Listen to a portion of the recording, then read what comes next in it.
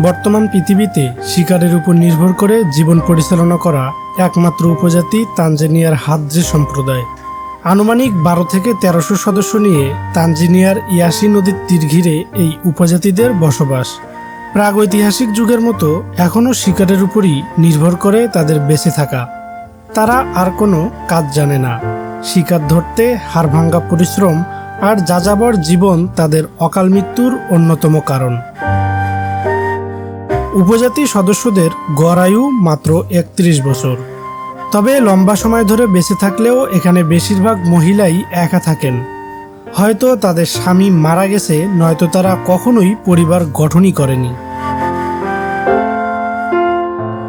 দিনভর জঙ্গল থেকে ফলমূল, মধু আহরণ সহ শিকারের পর ছেলেবুড়ো সবাই মিলে গাঁজা সেবন করেন সেই কয়েক শতাব্দী ধরেই।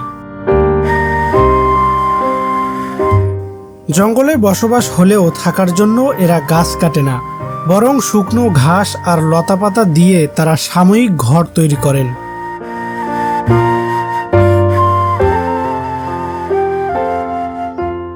তারা আমাদের মতো খাবার জমা করে রাখে না।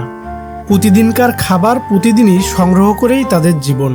শিকার ধরতে প্রতিটি হাদজা সদস্য দিনে প্রায় 14 থেকে 15 কিলোমিটার পথ হাঁটেন।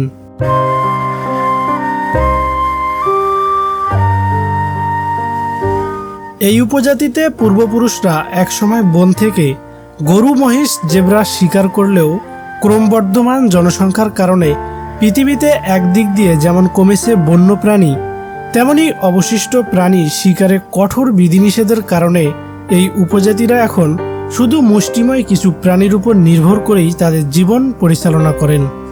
এই উপজাতিতে পুরুষ সদস্যরা নারীদের গোসল করতে নিরুৎসাহিত করেন।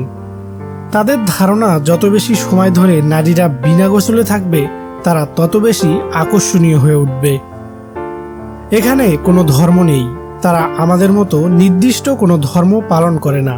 তবে নৈতাত্ত্বিকরা একমত যে তাদের একটি সৃষ্টিতত্ত্ব আছে।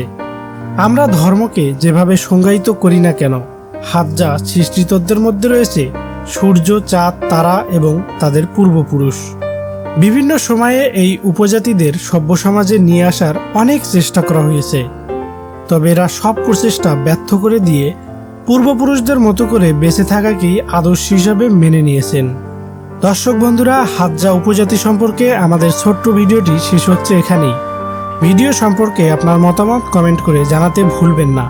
ভালো লাগলে লাইক করে কমেন্ট করে আমাদের পাশেই থাকবেন।